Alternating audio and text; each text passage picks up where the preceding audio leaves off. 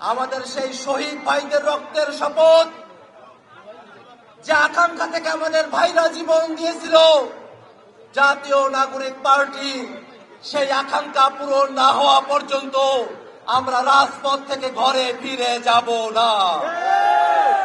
ভাইরা আমার, আমাদের লড়াই ন্যায্যতা প্রতিষ্ঠার লড়াই, আমাদের লড়াই বাংলাদেশে ইনসাফ ভিত্তিক সমাজ রাষ্ট্র ব্যবস্থা প্রতিষ্ঠার লড়াই।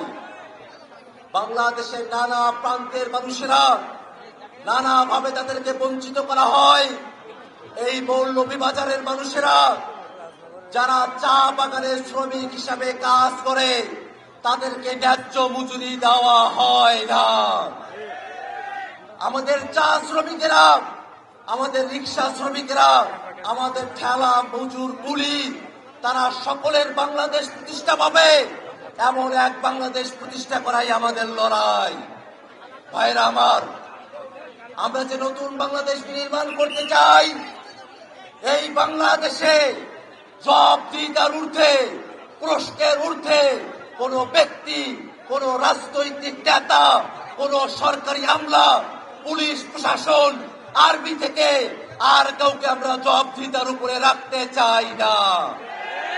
এই বাংলাদেশে যারা রাষ্ট্র পরিচালনা করবে, যারা জনগণের প্রতিনিধিত্ব করবে, তাদের সকলকে জনগণের কাছে পরিষ্কার থাকতে হবে।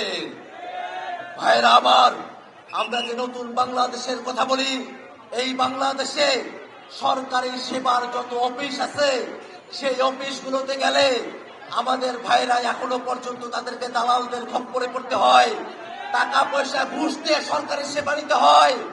24-এর অভ্যুত্থানের পরে ঘুষ দিয়ে সরকারি সেবা পেতে হবে, এই বাংলাদেশ আমরা আর দেখতে চাই না। ভাইরা আমার, আমরা উন্নয়নের গল্প শুনেছি, কিছু রাস্তাঘাট করে হাজার হাজার কোটি টাকা বাংলাদেশ থেকে বিদেশে পাচার করা হয়েছে।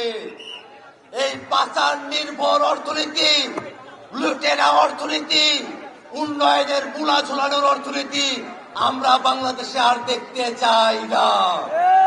ভাইরা আমার, এই বাংলাদেশকে নিয়ে দেশি বিদেশি নানা গোষ্ঠী বাংলাদেশের স্বাধীনতা সার্বভৌমত্ব নিয়ে ষড়যন্ত্র করছে।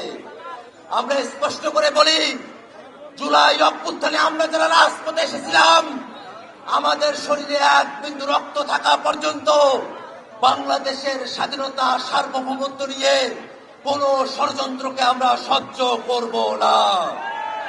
এই বাংলাদেশের মানুষদেরকে নানাবিধভাবে বিভ্রান্ত করার চেষ্টা করা হচ্ছে।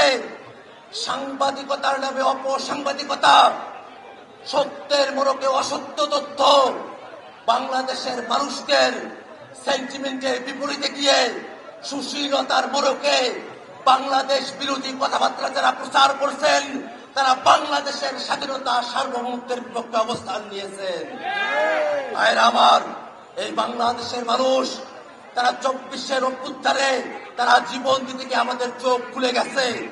তারা সুশীলতার মোড়কে বাংলাদেশের বিপক্ষে অবস্থান নেয়, স্বাধীনতার বিরুদ্ধে কথা বলে, সম্প্রীতির বিরুদ্ধে কথা বলে, বাংলাদেশের মানুষের ধর্মীয় ভাবাবেগের বিরুদ্ধে তারা কথা বলে, সম্প্রীতির বিরুদ্ধে তারা কথা বলে। তাদেরকে চিহ্নিত করতে আমাদের আর সময় লাগে না। অতএব এই বাংলাদেশকে রক্ষা করতে হলে বাংলাদেশের সকল জনতাকে আমাদের এক হতে হবে।